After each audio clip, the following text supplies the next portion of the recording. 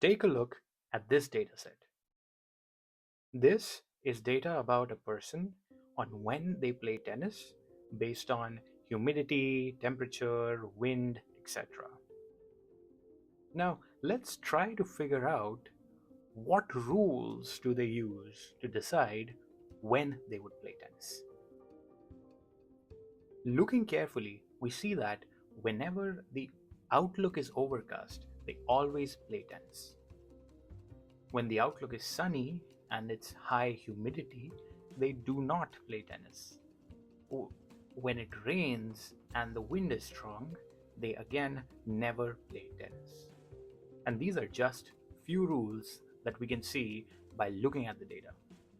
Now, instead of writing them in English, we can structure them.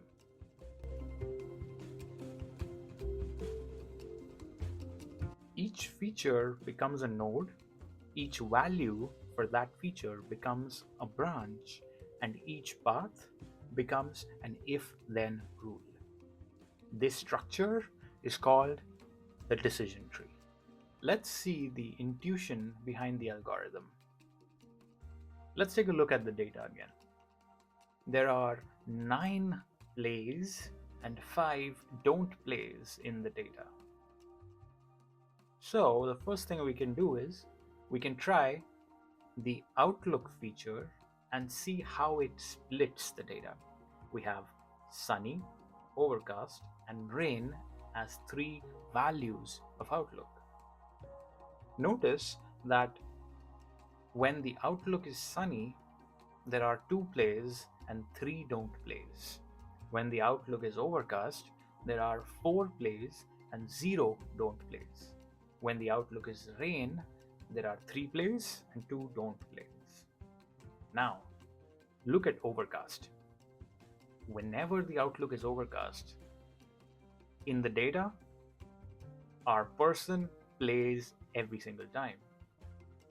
This means we can put a leaf node here called play.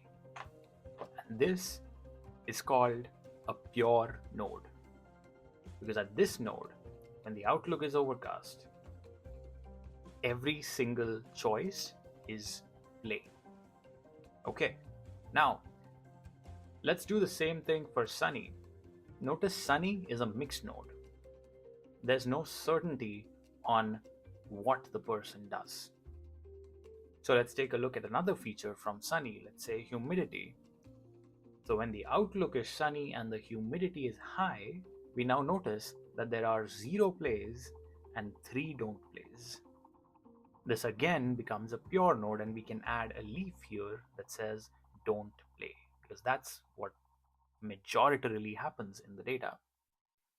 When the outlook is sunny, humidity is normal, we see that there are 2 plays and 0 don't plays, so we again add a leaf node here, which becomes a pure node, and we say it's the play node. We do the same thing for rain, and we find this decision tree.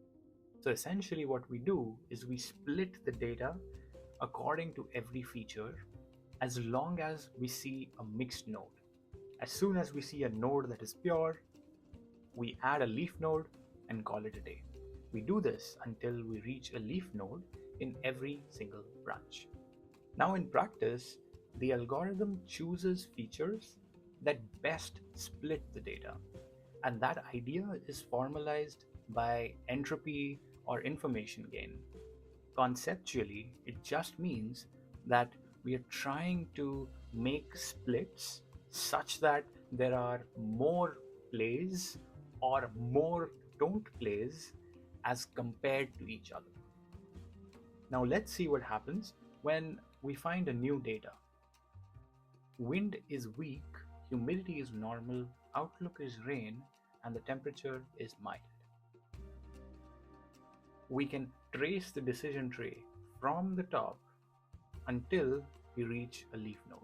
In this case, since the outlook is rain and the wind is weak, we reach play and we say that the person plays.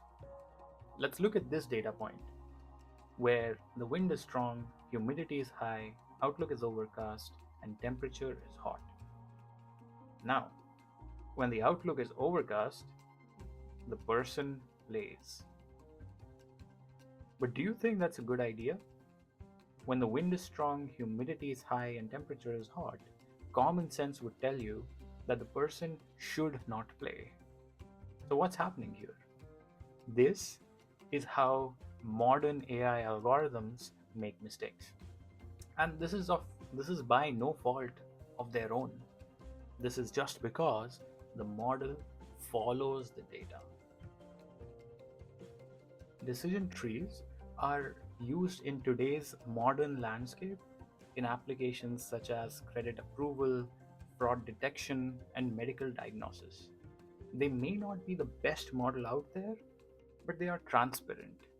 We can see what each rule really means and how the model decides what decision to give, which is very important, especially compared to AI models like ChatGPT, where we simply don't know when the model hallucinates and when it says things are right.